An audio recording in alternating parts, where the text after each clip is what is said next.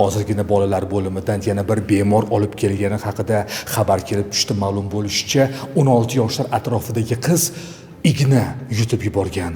Tushunmadim, u ignani og'ziga solmoqchi bo'lganmi? Hozir uning oldiga boramiz va ushbu savolga javob topishga harakat qilamiz. Navbatchiligimiz davomida shifoxonamizga 16 yoshli bemor qiz murojaat qilib keldi.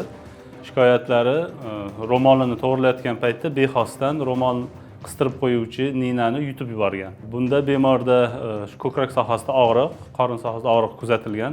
Shu tufayli bizga keldi. Tekshiruvlar o'tkazilgandan keyin bemorda o'sha to'g'nog'ich nina oshqozon ichak traktida aniqlandi va u endoskopik tekshiruv yordamida endoskopik usulda olib tashlandi. Xalqimiz orasida yutib yuborilgan igna organizmda harakatlanib, yurakka yetib boradi degan gap yuradi. Bu fikr qanchalik to'g'ri? Bu gap noto'g'ri.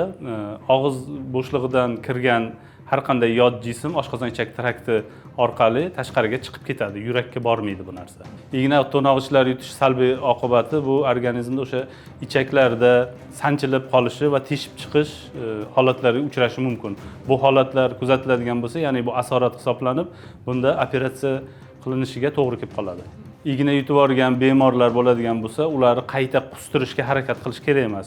Bunda yana igna boshqatdan harakatlanib, boshqa asoratlar olib kelishi mumkin bo'ladi. Ya'ni sanchilib qolib, teshib chiqish holatlariga tushib qolishi mumkin.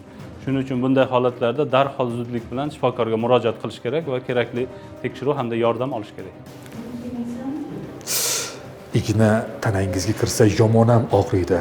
Hurmatli fuqarolar, ignadan foydalangan vaqtingiz uni hech qachon og'zingizga solmang. Aks holda siz ham uni yutib yuborishingiz va 16 yoshli bemor qizning holatiga tushishingiz mumkin.